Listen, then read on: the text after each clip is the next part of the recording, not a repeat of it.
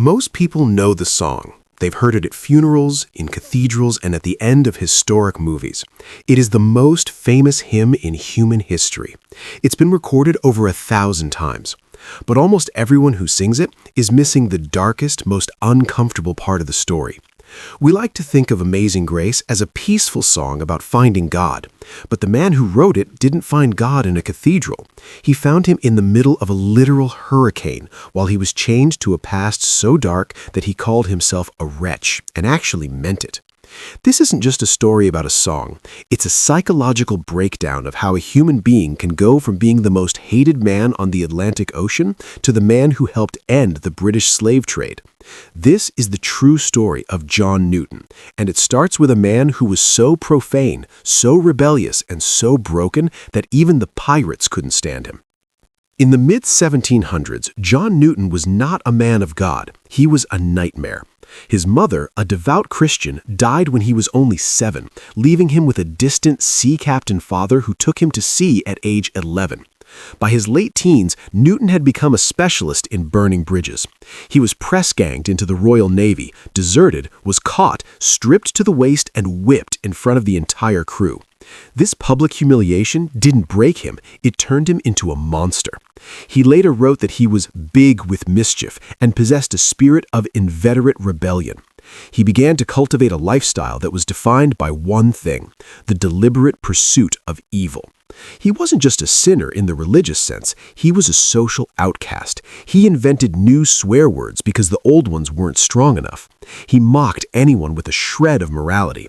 He was so toxic that when he eventually joined the crew of a slave ship, even the slave traders thought he went too far.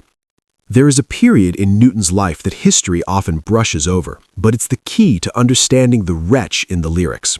While working on the coast of West Africa, Newton was essentially enslaved himself.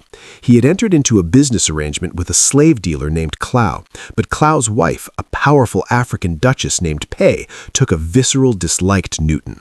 She imprisoned him, starved him, and forced him to live in the dirt. He was reduced to begging for food from the enslaved people who were being held for transport. For 2 years, the man who would write the world's most famous hymn was a destitute, abandoned skeleton of a human being on the shores of Africa.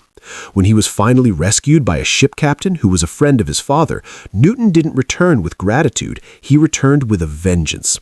He became the captain of his own slave ship. He was now the one holding the chains. This brings us to the night of March 21st, 1748. Newton was 22 years old. He was aboard a ship called the Greyhound, crossing the North Atlantic. He had spent the evening mocking the idea of God and making fun of a book he had found on the ship about the imitation of Christ. He went to sleep laughing. He woke up to the sound of the side of the ship being ripped open. A massive wave had crashed through the hull. A sailor who had been standing exactly where Newton had been just moments before was swept into the black abyss of the ocean. The ship was filling with water.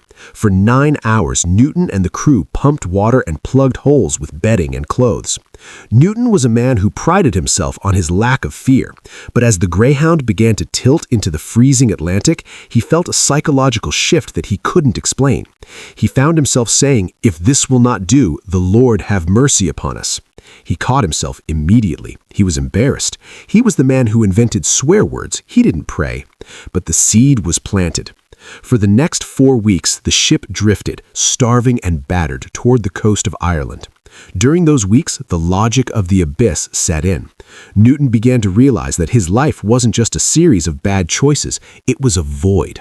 He started to look at the grace he would later write about not as a soft, fluffy feeling, but as a violent rescue. He realized that if there was a God, that God had gone to the bottom of the ocean to pull up the most undeserving person on the planet. He survived. He reached the shore. And this is where the story gets complicated. This is the part the Sunday school versions leave out. John Newton did not become a saint the moment he stepped off that boat. For several years after his conversion, John Newton continued to command slave ships. He sat in his captain's cabin, reading his Bible and praying for his crew, while hundreds of human beings were chained in the darkness beneath his feet. This is a massive content gap in our modern understanding of him. How could the man who wrote Amazing Grace stay in the slave trade? The answer lies in the slow, agonizing process of psychological and moral awakening. Newton lived in a world where the slave trade was as common and legal as the oil industry is today. His conscience was awakening, but it wasn't fully awake. He eventually suffered a stroke that forced him to stay on land, and it was only then, in the quiet of a desk job in Liverpool, that the full weight of what he had done began to crush him. The Amazing Grace we know today was written decades later in 1772. Newton had become a priest in a small town called Olney. He was a man haunted by the faces of the people he had carried in the hulls of his ships. He didn't write the song for a choir, he wrote it for a New Year's Day sermon for his poor, uneducated congregation. He wanted them to understand that grace is only amazing if you realize how lost you truly were. When he wrote I Once Was Lost, he was thinking of the Greyhound sinking in the Atlantic. When he wrote Was Blind But Now I See, he was talking about his own moral blindness to the humanity of the African people he had enslaved. The song wasn't a celebration of his goodness, it was a scream of relief that he had been forgiven for his evil. But Newton's story didn't end with a song. His true redemption arc happened in his old age.